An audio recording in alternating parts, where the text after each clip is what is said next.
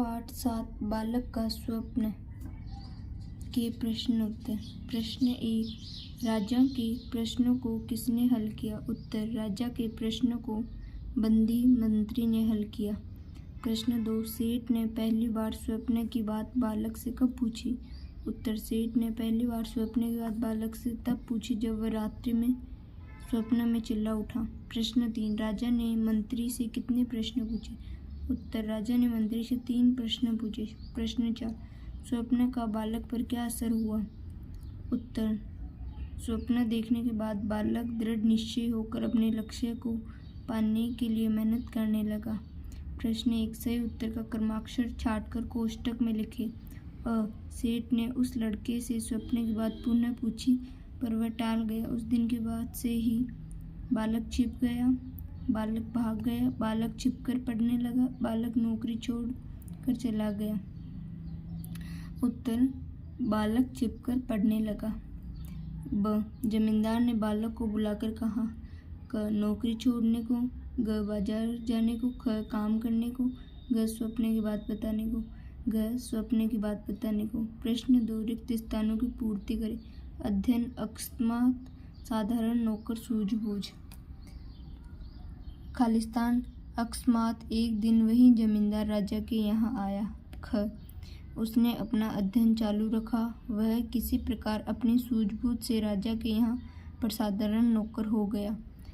प्रश्न 3, लड़के का स्वभाव कैसा था? उत्तर, लड़का धुन का पक्का और दृढ़ निश्चयी था।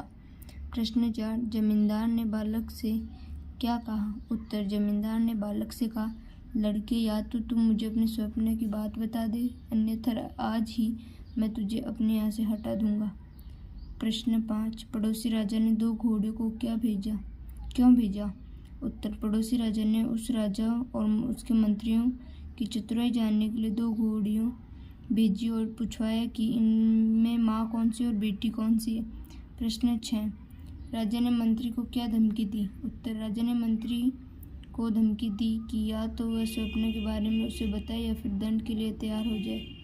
प्रश्न 7, राजा मंत्री से अपनी कन्या का विवाह क्यों करना चाहता था? उत्तर, मंत्री की सूझबूझ और चतुराई से प्रभावित होकर राजा उससे अपनी कन्या का विवाह करना चाहता था।